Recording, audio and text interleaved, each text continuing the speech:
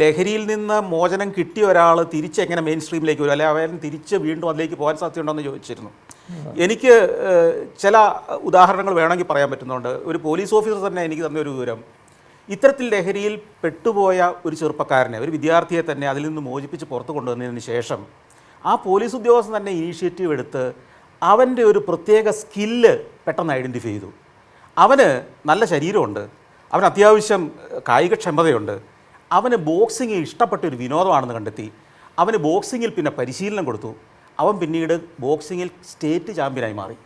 അപ്പോൾ ഈ ഇത്തരത്തിൽ നിന്ന് പുറത്തിറങ്ങുന്ന കുട്ടികൾ എല്ലാവർക്കും ഉള്ളിൽ എന്തെങ്കിലും ഒരു കഴിവ് ഉറങ്ങിക്കിടക്കുന്നുണ്ട്. ഇത് ഐഡൻറ്റിഫൈ ചെയ്ത് അതിലേക്ക് ഫോക്കസ് കൊടുത്താൽ അവൻ വളരെ ഊർജ്ജസ്വലതയോടെ അതിൽ പ്രവർത്തിക്കുകയും അതിൽ മിടുക്കനായി മാറുകയും അവൻ്റെ ഈ പേരുദോഷം എല്ലാം അവിടെ മാറ്റുകയും ചെയ്യും. ഇത്തരത്തിൽ രക്ഷപ്പെട്ടു വരുന്ന കുട്ടികളെ നമ്മൾ റീഹാബിലിറ്റേറ്റ് ചെയ്യേണ്ടത് അവൻ്റെ ഒരു യഥാർത്ഥ സ്കില്ല് മേഖലയിലേക്ക് അവന് ഫോക്കസ് കൊടുത്തുകൊണ്ട് അവിടെ പ്രോത്സാഹനം കൊടുത്തുകൊണ്ട് അവനെ ജീവിതത്തിൽ വിജയിപ്പിക്കുന്ന ഒരാളാണ്. അതായത് വിദേശങ്ങളിലൊക്കെ അങ്ങനെയുള്ള ഒരുപാട് റോൾ മോഡൽസ് ഉണ്ട്. ഇതിൽ നിന്ന് മോചനം നേടി വലിയ അച്ചീവ്മെൻറ്റ്സ് നേടിയ ആൾക്കാർ. നമ്മൾ ഈ ക്യാമ്പയിൻ്റെ പ്രധാന ഭാഗം തന്നെ ഇവരെ ആരെയും ഒറ്റപ്പെടുത്തുക എന്നുള്ളതല്ല, എല്ലാവരെയും ചേർത്ത് പിടിക്കുക എന്നുള്ളതാണ്.